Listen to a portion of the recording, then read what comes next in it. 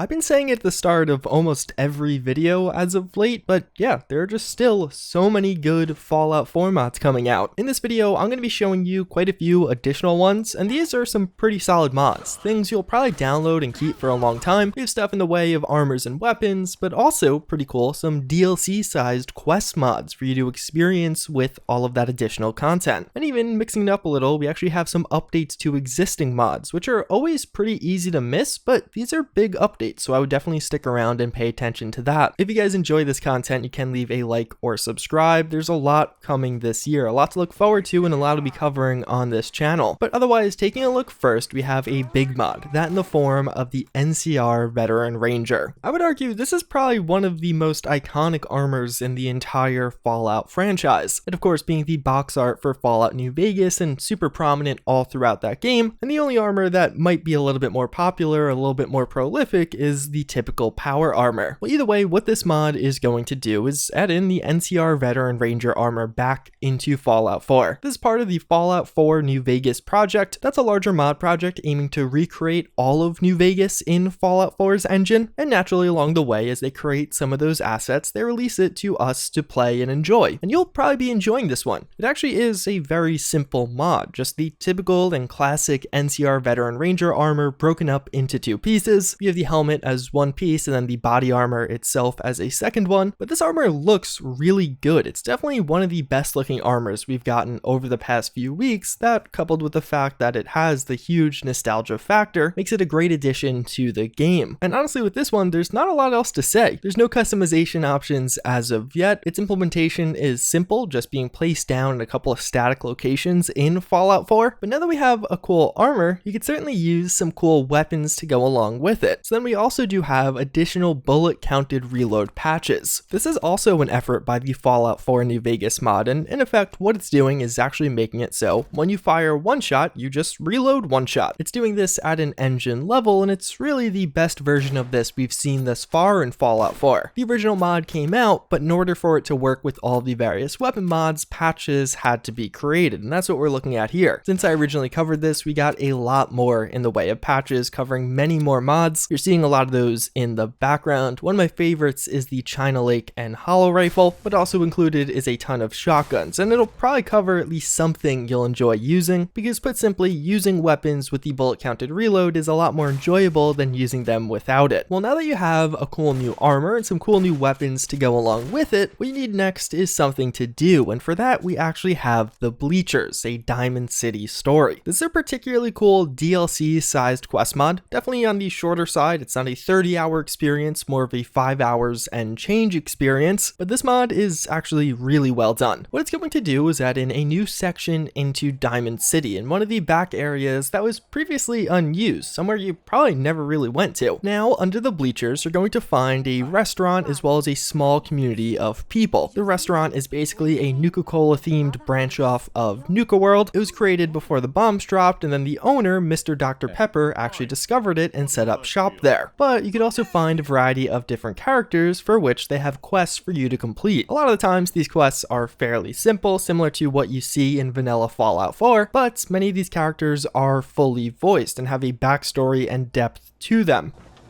Hey there, stranger, hold up a minute. Haven't seen you in the Bleaches yet. We like to greet newcomers, you know. You got business down here? What's the story with this place? Well, you're in the Bleachers district of Diamond City, stranger. From Mr. Dr. Pepper's Diner around to the Sheriff's Department, this is our home. We're a pretty tight-knit community way out here. And with all the synth activity, we try to meet strangers as soon as possible, if you understand. Voice acting can be pretty subjective with mods, but I would say this one definitely gets that aspect right. There is a spectrum of quality, some voices sounding better than others, but it's all definitely above a certain quality level that you would hope for. At no point did bad voice acting take me out of this experience. This structure wasn't originally a greenhouse. In fact, the entire second story was collapsed in on the first.